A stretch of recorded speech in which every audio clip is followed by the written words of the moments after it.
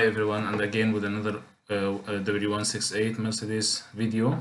Today we're gonna check the rear coils. As you see here, this is the old style with the metal and rubber cap that keep rusty and breakage of the back coil. This is how it looks like.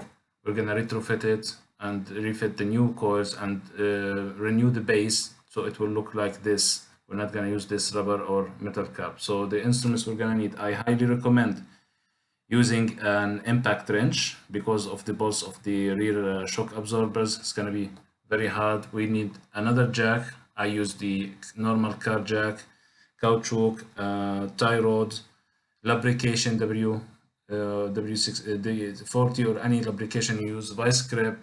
We're going to use wrench 18mm and 18mm socket just in case that we don't have the impact wrench, grease, lithium or copper, dead bolt to remove the rear suspension bolt, undercoat to protect after we clean the rust, and multi-purpose oil, as you see here, to spray all the area so we can prevent rust, abrasive sponge or wire brush with gloves, and the new shock absorbers. This plug, I'm going to talk about it later. I'm going to show you the trick to save a lot of money, almost $40 I'm going to save on you. We're gonna need also a hammer and the floor jack and gloves. So we will start by raising the car, making sure that the front wheels are choked and have the anti-roll blocks. While we raise it, we make sure that everything is steady. We'll put the front jack stands in front of the jack, floor jack, and after we remove the wheel, we're gonna put the wheel also as extra safety. We're gonna try to move the car to make sure that everything is steady, and we'll continue by removing the bolts of the wheel.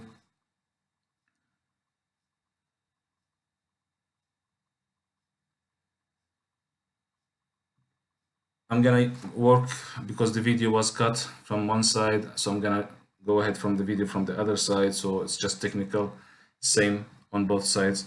I'm gonna put penetration oil here, W40 on both the bolt and the nut. This is very hard and rusty nut.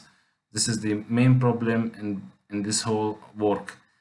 That's why I recommend to use the impact wrench, because I tried to remove it manually, it didn't work. I will secure the spring with this jumpy cord to the other spring on the other side, tie it up, just extra safety, just in case it dislodged toward our face. So I'm gonna use the car jack itself. I'm gonna put a piece of caoutchouc between the lower control arm, supporting arm. I'm gonna raise it. Make sure to put the jack away from your working area, also to put it in a way that it doesn't interfere with the work. I'm gonna raise it until the rear suspension is raised, so removing the bolt won't be a problem. The bolt that we greased already, you can use it manually, remove it manually, but it's gonna be very difficult. So I really use impact gun because mine was rusty, the bolt was rusty, and it took me ages to remove it. Simple, just secure the bolt itself with a wrench. I don't recommend the ring, I would recommend the wrench itself, 18mm, and just remove it from the other side. You will save a lot of time, troubles and money, and you can use this nut and this bolt again. No need to buy because it's very difficult to find. Actually, I couldn't find if I needed. So at this point, just make sure that you don't lose anything. We'll make a dummy bolt from the other side. After we push the bolt itself outside, I'm gonna put a dummy bolt, which is in my hand now. I'm gonna push the bolt, the suspension bolt, outside. In this way, I will try to maintain this plate. This is plate which is around it also, from closing the bolt entrance, which I'm gonna show you later. Just simple procedure, knock it out. It will just stay in the control arm, and in this way the shock absorber will be free from the control arm and the bolt will get out.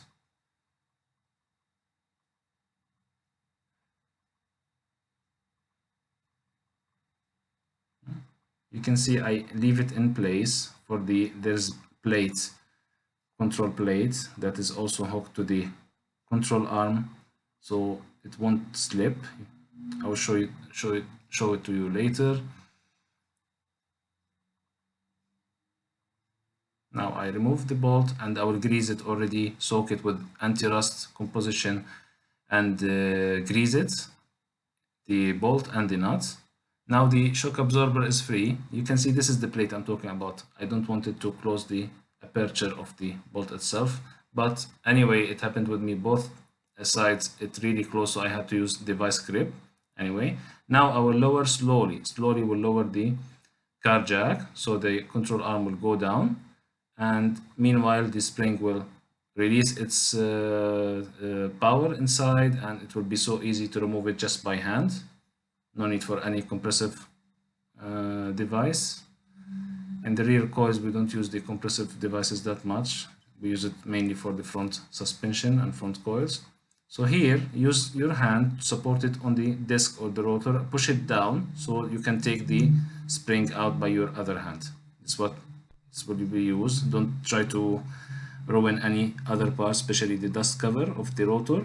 See, just push down and it will come out by itself. I will release it from the jumpy cord, the bungee cord there. By the way, this is the old one, how it looks like, but because as I told you I had difficulties, the video, the battery died, so I just put the new one, and I took the new one just for demonstration of the purpose of this video. So now here's the old cover, the cap, the metal cap. Remove it by your screwdriver slowly. You will find a lot of rust, so use the wire brush to brush all over the place, and the sponge will really give you a better surface. After we clean it and remove the rust, we clean it with a clean cloth and spray it with the undercoat and spray it with the multi-purpose oil, as you see here. I'm just showing you what did I do. This is the place. After we remove the old coil, we don't refit any cap or anything. We just clean the area, remove the old parts, as I told you, clean it from rust, spray it, make it clean. And now comes the tricky part, this hole. We have to plug this hole because it will cause later, this is multi-purpose oil, so it will prevent the rust and corrosion later. This hole, the Mercedes Benz part, is almost $40 if you want to buy it. This is just simple plastic plug. So what did I do? I bought the handle of the bicycle plugs. The aperture is 16 millimeter. This, as you can see, this goes to the handle of the bicycle. It's 17 millimeter and it fits. It's rubber and it fits so perfect, especially after the undercoat spray. It will get involved with the spray itself and really give me the best results. So instead of $40, it cost me just almost like 15 cents or something like that. Make sure now, when you fit the new coil, to make the end, the upper end, where it's supposed to be. There is a dead stop. You can see there is a shape of the arc, and at the end there's a dead stop, which show you where it's supposed to be the end of the upper side of the shock absorber.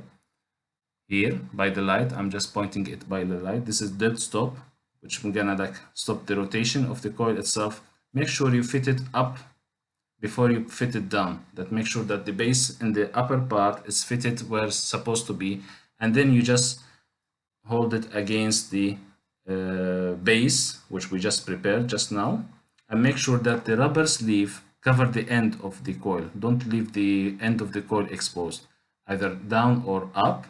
Careful always, as I say, for the, you see here I hold the dust cover of the rotor. Careful not to push it. You always push the rotor itself from outside.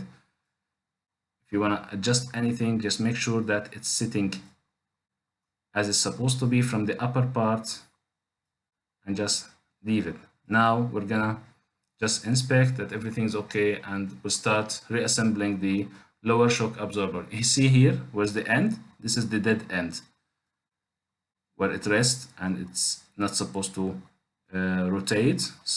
From the manufacturer, any shock absorber, any coil actually will have the same. So now, after greasing and lubricating the bolt itself and the nut, we put the lithium grease or the anti-seize copper grease. We can use both. I use the copper grease here because I don't want anything thick.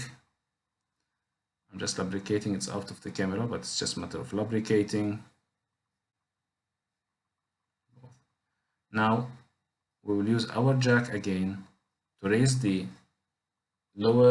back control arm, so that the hole of the shock absorber and the control arm, the inlet for the bolt, are coinciding together. And if it doesn't, this is a shock absorber, you can push it actually in and out so it coincides with the control arm inlet.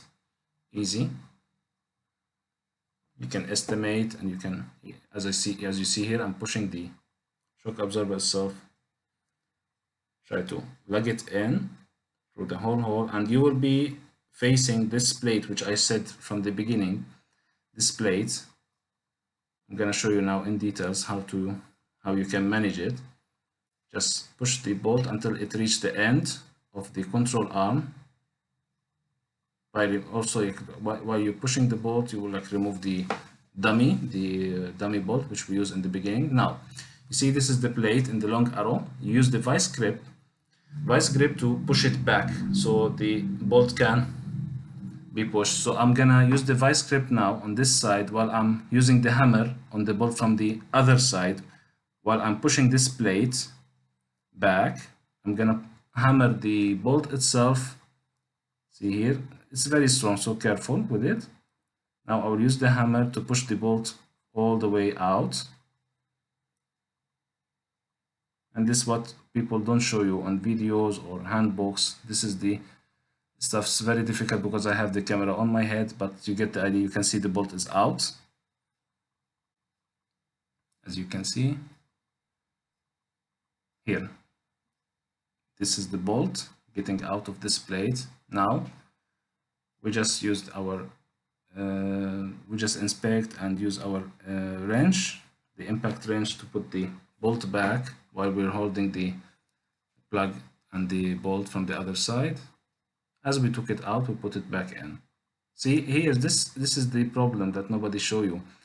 This bolt caused me a lot of time really to use the vice grip to get this plate out, whatever, even if I use the dummy bolt. So just for you to save your time and money, just secure it, and depending on your impact wrench, you can torque it or not. It's up to you. Like my impact wrench is will give me torque around 80, so this is supposed to be 90 Newton meter torque. So I'm gonna just estimate it manually, and the more you take care of the lubrication and the rest, it will be so easy to be removed. In this case, it's done. The job is done. You can just take your stuff out and put your wheel again. I will just scratch this place which I use the vice grip, and will spray some of the bitumen or the multi-purpose oil just to prevent any rust from my vice grip if it's there. And this is the whole job. I wish you enjoyed, and I will see you in other videos. If you like it, please subscribe and give us and share and give us likes, and see you in other videos. And for the meantime, bye bye.